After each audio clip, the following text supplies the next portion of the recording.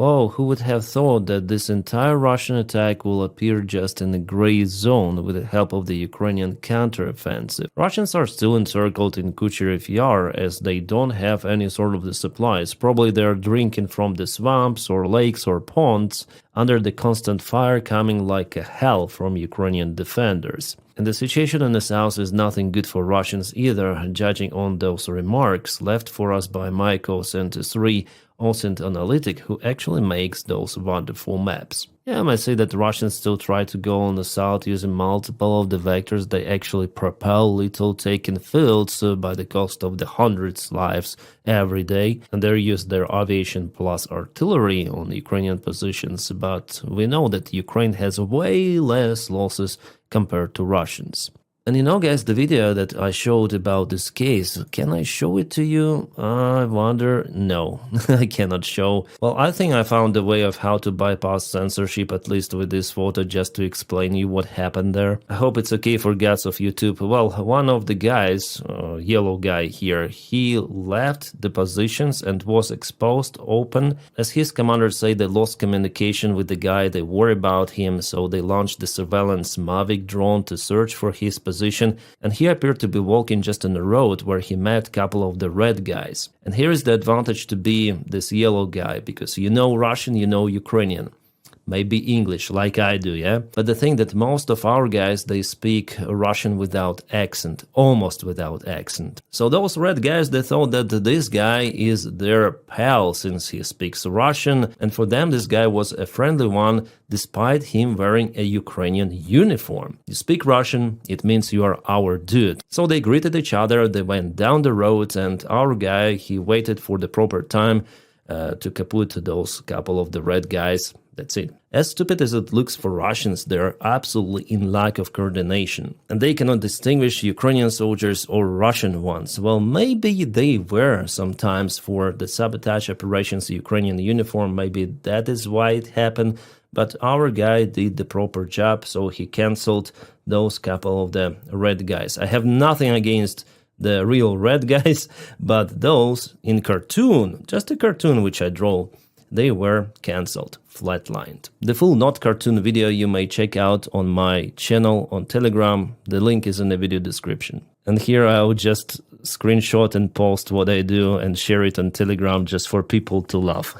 And we have the geo-confirmation about this T-type of the crossroad, which gives us the idea that all of this area is in a gray zone. Russians were repelled almost fully, I would say. Well, they still attack here in those two villages in Poltavka, Ruzzian Yar, because logistics is better in this area for them. Here's just one more river, which is difficult for Russia. And by the way, they also have losses here, some of the armored vehicle in the same spot. Oh yeah, that's already told about the day before yesterday, 9 vehicles lost for Russia. So from this direction we have good news, but also we have the information and confirmation that Russia gathers so many forces to this region, and not only that they are preparing to outstanding attack this autumn.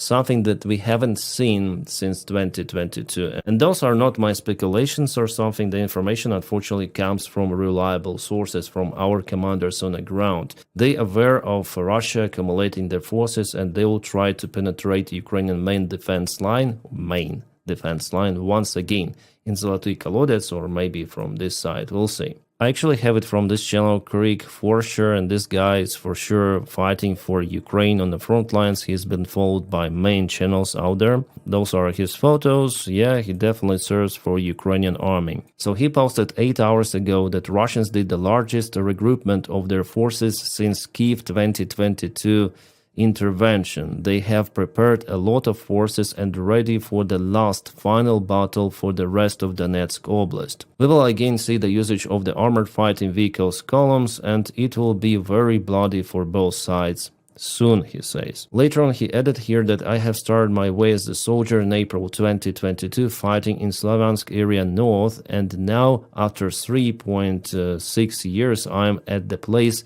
with the same people, ironically. Well, nevertheless, I will do my best. I wish him luck. What else can I say as the guy who is not even in Ukraine but tries to review the situation in Ukraine? Yeah, sometimes I feel miserable. But I do what I can even to support my own mates fighting out there on the front lines. Like, for example, our drone operators, they had this car also from one of the volunteer foundations, but it is broken, and I send them substantial amount of money to repair. Maybe they're gonna buy a new car, so I started the fundraiser on my Telegram channel. If you are interested, you can participate. I just shared their PayPal. It's not the volunteer organization or something. Those guys I know personally. We used to work together, then there was aviation. So yeah, this car didn't last for long, but I hope they'll repair it or they're gonna buy something new. Again, the link for my Telegram is in the video description below, and there is some post about this vehicle, but I think we already collected enough funds for it, at least with my transfer. I think we'll have enough. I think it will cover the cost, but they all the time need something, fuel, military gear, maintenance of the car, and so on. And those who participated in donations, thank you guys very, very much. Yeah, that's my Telegram. There I share lots of the stuff, including frontline images. By the way, we're gonna review this one as well. And here's the small fundraise, but I think it's already closed. I need to ask tomorrow. Yeah, as you see, I help. We have community that helps, but I still feel miserable because our guys on the front lines, they sacrifice their health, their life, their everything for Ukraine. And in a way, we fight the Russian propaganda, but compared to what they do, it's nothing. And yeah, I promised you this video. I can see many of the vehicles, 1, 2, 3, 4, yeah. It seems like Russia already intensified their attacks using armored vehicles out there on the front lines. I haven't seen those kind of the metal strikes before. Metal, I mean, because after all, those are the armored vehicles. So one is hiding out there, and 3, yeah, totally 3 of the vehicles, probably 4 after all. And I see maybe here 1 more. So Russia attacks really, but Ukrainian drones are waiting for them, and those slow moving vehicles are usually easy targets for Ukrainian drone operators. Yeah, all of them were chased and stopped. I wonder where it happened. Even the wildfire you may see here in the forest, and the vehicle is stopped over here. Yeah, I'll try to find out where this attack of the Russian army happened. So far, they do not specify it here in the comments, which is very strange. In the comment, we have the 65th Mechanized Brigade crushed Russian armed group of MTLBs, APCs, and tank before they could even reach Ukrainian positions. 7 vehicles were destroyed and over 30 Russian troops eliminated. So 7 vehicles. Yeah, maybe there were even more vehicles, couple of midwaves. This is again coming to scenario of 2023, where Russia used multiple of those mechanized strikes, but now it's different. Ukraine has more drones, so absolutely there will be tremendous, way more losses for Russia in this case. This is absolutely unhinged. I don't have words why Russians are doing it once again. Gerasimov is simply without any sort of the new tactics which he could use in this war to propel faster, because they tried actually to offend with small groups, sabotage groups, but you saw what happened in Pokrovsk, the direction. All of the Russian forces were either trapped or cut or kaputted. So basically the same scenario as in 2023, but as our guys reported, could be even on a larger scale as in 2022. Attempt for Russia to encircle Donbass entirely. Alright, and I know where this attack happened. It happened not far away from Robotyne village, southern part of Ukraine. Very interesting. I thought that Russia will concentrate their forces mainly on Pokrovsk, Dobropilya direction, but they also placed those at the very flat terrain area in Zaporizhia. Kind of stupid move, I would say, because everything out there is open. And let's go back to review the military map and think how they might do it. Deep State military map source, they don't have the update coming from this direction, but we have it from different source. Deep State usually gives information with some of the delay, like couple of days is okay for them. They don't want to give the actual information coming. So how I see it, because Russia intensified strikes in Siversk, in northern part of Liman direction, also over here and not far away from Toretsk, I see this kind of the advancement of Russia. So they want to get Liman, advance from 2 of the sides, to Slovyansk over here. It looks unreal because there is kind of the wide river Siversky Donets, which they should cross, and there are just 3 of the bridges which they could use, and they could be easily kaboomed. Here in Toretsk they advanced, but just a little, you know. It seems like Ukraine has defense lines, and this assault is cut, so they need huge new breadth, new reinforcements trying to perform this scenario to encircle this entire agglomeration of Ukrainian main defense cities: Kramatorsk, Slavyansk, Drushkivka, Konstantinovka. And our guy, I told you, he says that he is still in Slavyansk with his group of the forces, and probably they go on rotations or something. And what I want to say in general about the summer offensive, let's go back to May, 1st of May. Let's see how it was. Yeah, Russia advanced in many of the directions, like before and now. Yeah, they moved from Velivka, Novosilka. They took those fields, some of the villages. Here, some of the fields, like probably it's their biggest achievement, creating this huge bridgehead over here. They moved also a little over here, and in Liman towards Kupiansk, they moved a little. But in general, not a single town was taken by Russia, I would say, even this year. The last important town which they took was Vuhledar, and still it's kind of the small town, but it was important for defense of this region. And after Russians took Vuhledar, they moved to Kurakhove, Velika Novosilka, so it was possible for them to get this territory under control after Vuhledar. But it happened the last year, as far as I remember. At January 1st, Vuhledar was already taken under control, and even Kurakhove was mainly occupied the last year. So yeah, they didn't occupy. Even Toretsk is not fully occupied. Some of the streets are still in a gray zone. Russians are unable to propel there. And the same picture goes for Chasiv Yar. Yeah, some of the streets are still there in the gray zone. Crazy. That's, I would say, complete failure of the Russian summer offensive. But this autumn they may try to break initiative once again, attacking with the largest forces possible. And probably it's going to be the final major attack attempt done by Russian army for the next few years. Could be without future mobilization, they will not be able to accumulate such a big number of the forces to attack with those major strikes again and again. So for sure, mobilization is needed for Russia, and I think they will announce it. It's my personal opinion that Putin will not stop, even if he needs to announce a mobilization. Guys, it's important for me to get your feedback. You know, I'm filming those videos for 3.5 years, almost every day.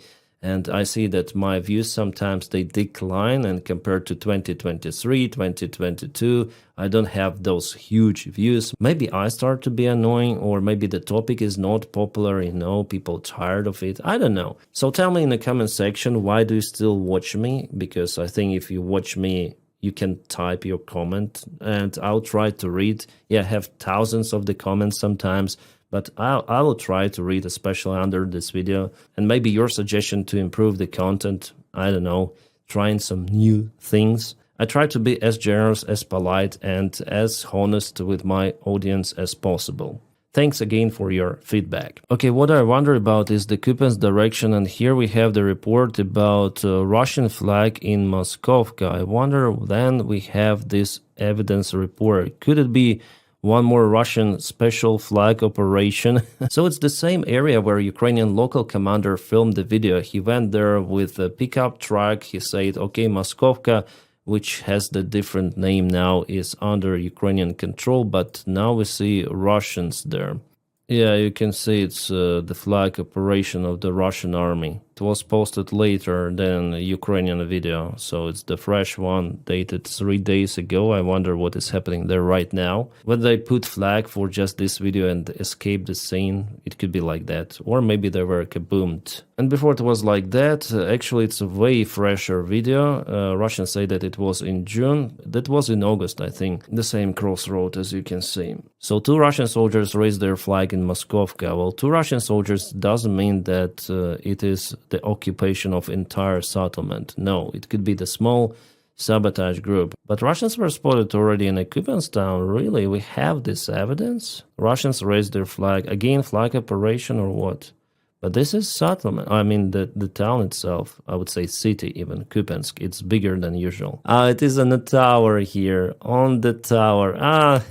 They put the flag on top of the tower with the help of the drone, that's it. And even here you see in the central part of Kupensk, oh my god. Yeah, here we go. For sure it's not the presence of the Russian army. That's the stupidity of the second army in the world. I wonder what they want to achieve with that. Just propaganda picture for the Russian TV, or maybe they really send this info to Putin that they took the central part of Kupensk under control. I mean, this is hilarious. Yeah, Russians already post those kind of the maps saying that they're in the central part of the city, which is not real. If you see this Russian with flag, it doesn't mean that it's the successful Russian army advancement. It's just the suicide mission for this lonely Russian soldier carrying the flag behind the front lines alone. Sometimes there are two of the people. Everything of that is just to make this stupid drone video and to post it, to share the success of the Russian army in Kupensk. For now, I see it like that and try to convince me otherwise. I don't see the real evidence of the presence of the huge amount of the Russian army, or at least some amount of the Russian army in Kupensk. Occasional flags, that's it. So here he shows for the drone, you see. And immediately he runs away because they're not controlling this area. But still, you know, this guy reached the central part of the city. In this case, not with the help of the drone. It was a difficult task, but how Russians offend to Pokrovsk the same way they go to Kupensk. Again, it tells that the front lines, they're very flexible and there are big holes in defense of Ukraine, unfortunately. But the same holes you may find in defense of Russia. That's why Ukraine sometimes is successful with the counterattacks. And look at this tower in Kupensk. No Russian soldier would dare to climb there, so of course it was the drone delivery of the flag. Oh my god, what happened there? Oh, that's the classical Russian flag operation. Kupensk, yeah. One of those which was taken by Ukraine as the trophy. That's what you need to know about the Russian fake attacks or flag attacks, I call them. And we have the comment from the deep state military map source. They have that Russians sometimes wear civilian clothes to go to Kupensk. And they say that it's not something new that Russian sabotage groups are presented in the northern part of Kupensk. It was happening already for a long time. It's not the actual advancement of the Russian forces. And you know what? Maybe this is the real name of the false flag operation. Maybe that is how it definitely looks like. Some statement from Zelensky about the situation on the front lines. He says that if Ukraine gives up territories to Russia, Russia will capture Dnipro and open the way to occupy Kharkiv. So Zelensky doesn't believe somehow to Putin that he will not keep his word and he will continue to escalate attacking more of the Ukrainian territories. By the way, I already told about the big military map in Gerasimov's office. Well, there they put Odessa and Mykolaiv regions as the part of the Russian Federation already. So never ever trust Russians. Their goal is just to get more territories to occupy Ukraine, as I tell you every time, almost in every of my video. But it is like that, and it's very strange that politicians across Atlantics, those who are now in power, they do not understand this easy stuff. Should we go to the frontline update? Why not? Because that is what we are doing here, right? Already for 3.5 freaking years. Let's go to the deep state because they have the analysis. Well, according to them, Russians advanced in many of the villages, but Ukraine also pushed Russians away in Tolstoy. So it was yesterday. It is today. This attack vector across this highway or the road was cancelled and Tolstoy gray area expanded just a little. Tolstoy liberated, actually, it was confirmed. Maybe even the last week we got this information. Russia in this direction is successful here in the south, but Ukraine is counterattacking in Zeleny High, Tolstoy and Dachne, so 3 of the points for attack. Well, there's the pocket I was concerned about near Kamar. There's Pridubova village, so it was yesterday, it is today. Advancement of the Russian army, they already touched this river Mokryali fully. And I still wonder if there is the presence of the Ukrainian army here, because it looks like the pocket here for Ukrainians, but I'm not sure. I think that Russians just do not move to this place because of Ukrainian drone strikes, and we actually don't know what is happening in this territory. Maybe this is entirely gray area, maybe not, because those are just the fields. It's hard to confirm the Russian presence. Then they advanced to Alexandergrad. It was clear that there was the attack, but coloring it in red, I would put it under the question. But they have their presence in Myrna and Pidubna, it's 100%. What else? Malivka, that's the same direction actually. So it was yesterday, it is today in general, yeah. Ukrainian counterattack, Russians moved here and Russians moved here.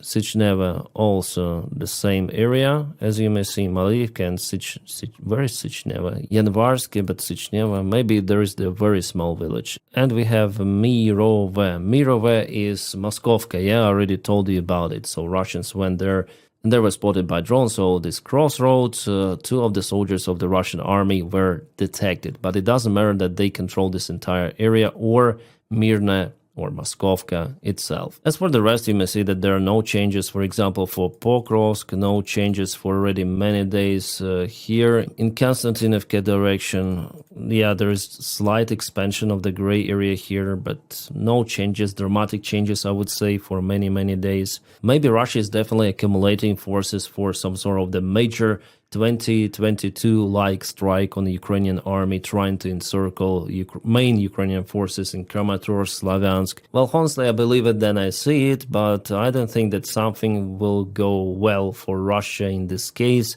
I think that the outcome will be the same for them as in Kiev, for example, in 2022. Then their convoy was absolutely demolished, and by the time there were not enough drones in Ukrainian army. FPV drones, drone drops, it was something really new, and now it's the full scale. So why do they attack with those convoys, armored vehicles?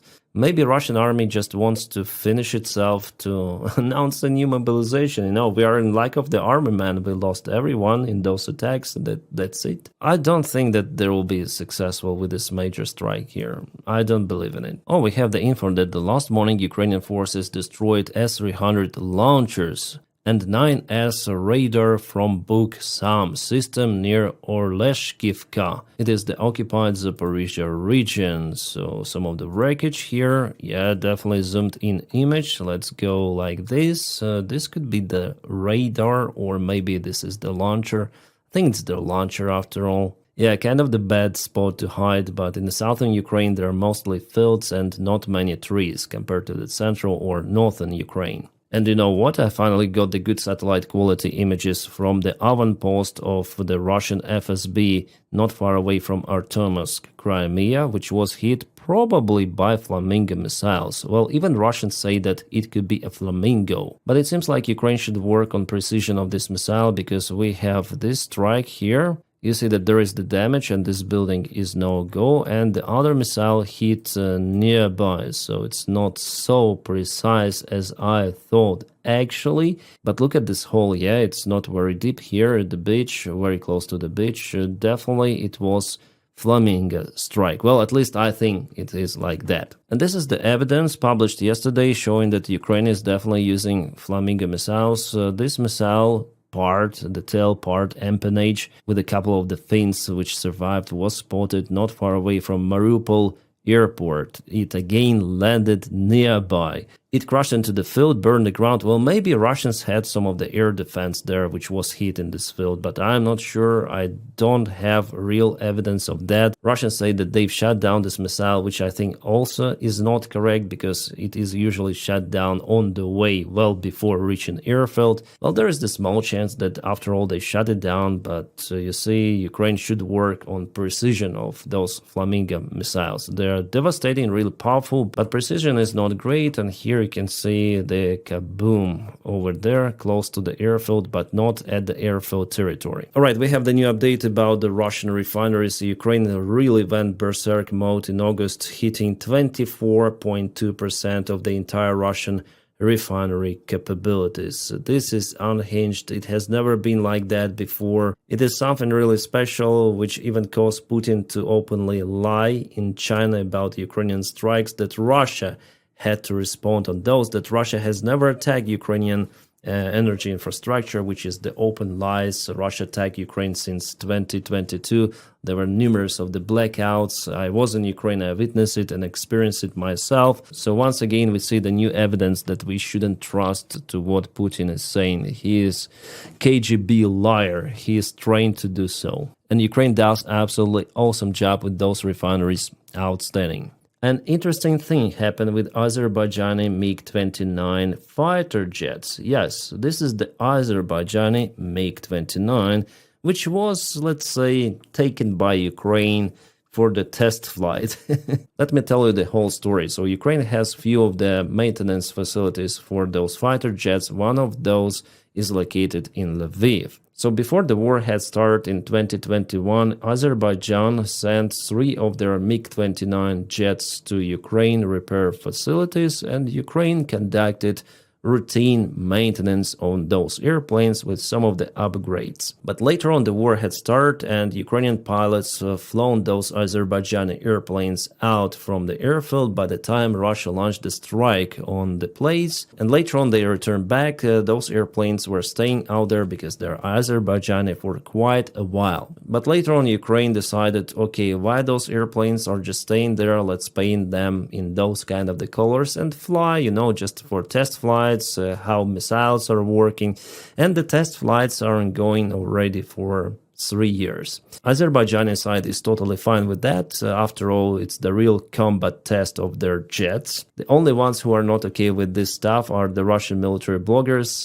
They're saying about it as the betrayal and knife in the back from Azerbaijan. But you know, airplanes should fly. They shouldn't stay on the ground if they're airworthy, right? I'm sure that after all, Azerbaijan gave permission to use those fighter jets.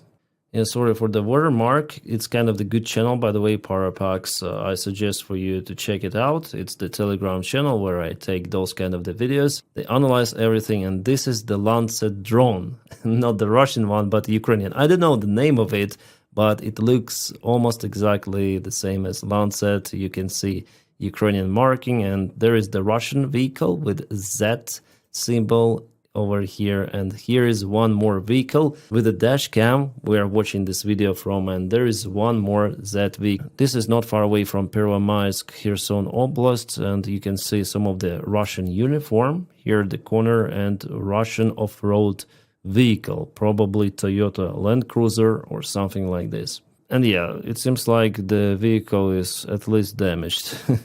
Oh nice, Bayraktar is in operation. Russian boat was kaputted in Kherson region. As you may see, those birds continue to fly. I mean, Bayraktars, they're in the Ukrainian army, still many of those, and I see the operation of them very close to the front lines. And this is the geolocation, so I would say it's on the way to Crimea. This is the Kimbersky Spit. And Russians keep control over this entire territory, not always successfully, as you might see. There was also the Russian base with a couple of the buildings which were kaputted too. Kind of reminds me of the special ultra-mega operation conducted by the mighty United States Army in Caribbean Sea, which they hit allegedly a drug boat. And this was shared by MAGA, by White House, all of those officials really stating that America did their best in kaputting this small boat. But what about hundreds or maybe even thousands of other drug boats going to United States? Well, no one gives a about those ones. But this, yeah, we need to film and show because it's all about PR in Hollywood. Donald Trump is like this superhero who doesn't hesitate to use military power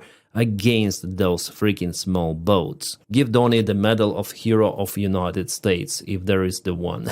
But in fact, we understand that Donnie is unable to stop traffic into United States, of course. It is just the show for stupid MAGA, that's it. I wonder why did they use MQ Reaper instead of B-2 bombers. Then Ukraine does absolutely same stuff, no one even retweets that except some of the military guys and influencers like me. You don't need to have an American-sized army to kaput those small boats, just some special tools for that. That's it. Well, guys, we have this new information that changes everything for Russia. It seems like Russian or Putin's visit to China was not that successful as I thought before and as I stated in my previous video.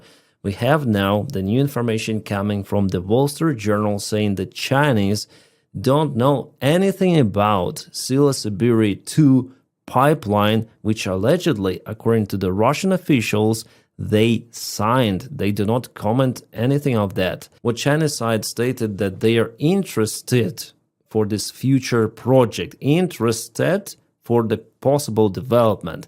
They agreed to use Sila Siberia 1, which has already been built. They signed the papers to pump more gas, but it's not this huge new line Sila Siberia 2, which allegedly by Russians was agreed by China as the major project to be built very soon. Moreover, Russians refer to China that everything is okay, like they want to invest in this construction. They even want to expedite it to build in a few years. But it's not even close like that. There is no confirmation from Beijing coming about this one. Meanwhile, the head of Gazprom, Alexei Miller, said that it was signed, but China says no. Putin himself confirmed words of Miller that they're gonna build Sila Siberia 2 very soon. We have finally reached consensus with the Russian side, he stated. But Chinese gas corporation CNPC said that no.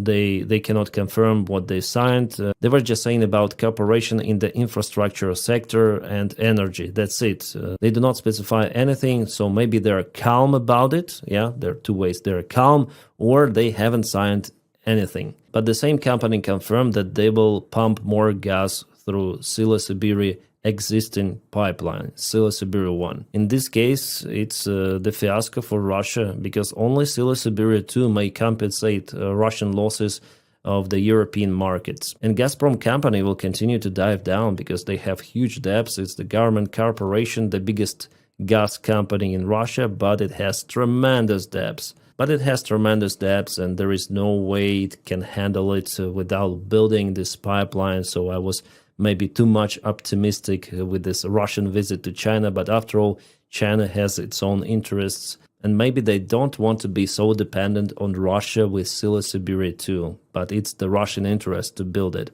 Interesting now, and it's kind of good.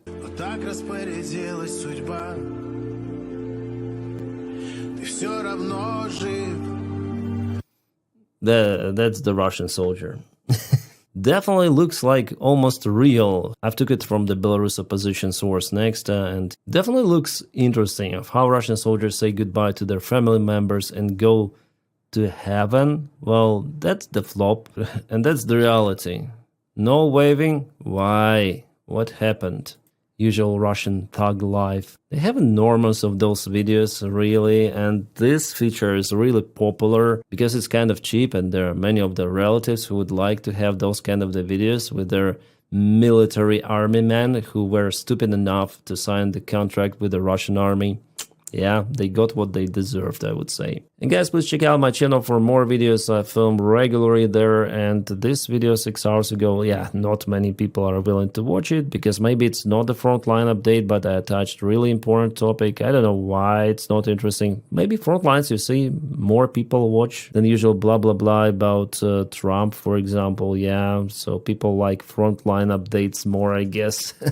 After all, I think it's the main topic of my channel since I started to film about Ukraine front lines. But I'll touch every sort of the aspect of the war, politics, news and everything, because yeah, that is what I want to do on this channel. Guys, if you want to support the job that I do here, you may check out my Patreon. Honestly, I don't have enough time to upload specific and unique content on Patreon nowadays, but I'll try to change it. So if you're looking for some uniqueness, it's better not to go there. But if you want just to support my job with your donation, you may go for it. After all, with that, you keep me running, so thank you so much for that. And my friends, I wish you all a peaceful sky wherever you are, and have a great time.